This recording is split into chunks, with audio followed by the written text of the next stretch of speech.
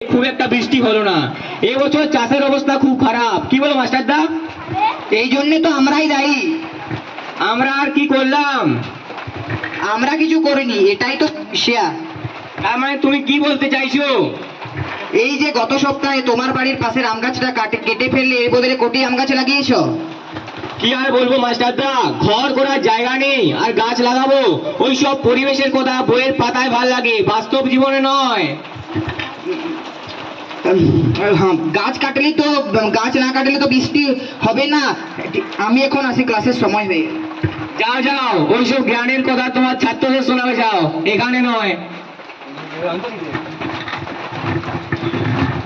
তোমরা বড় স্বার্থপর, আমাদের কেটে তোমরা বড় বড় অট্টালিকা বানাচ্ছ, কিন্তু মনে রেখো আমরা না থাকলে তোমরা নিঃশ্বাস নেওয়ার অক্সিজেন টুকু পাবে না।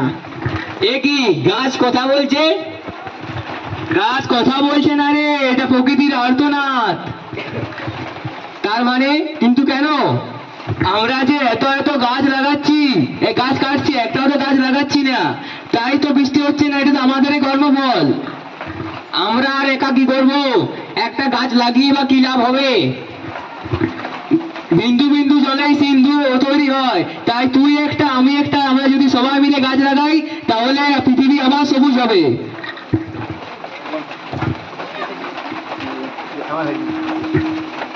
আমায় ক্ষমা করে দাও মাস্টারদা, আমি আমার ভুল বুঝতে পেরেছি।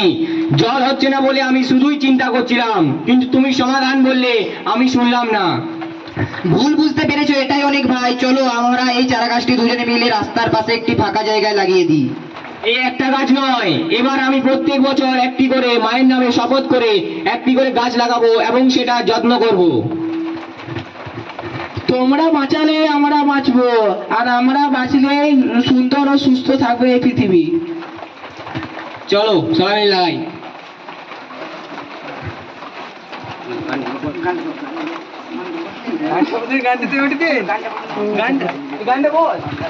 সবাই মিলে আজ আমরা করব বৃক্ষরোপণ। সবুজ সবুজ ভুবন গড়বো মোরা, এই আমাদের পণ।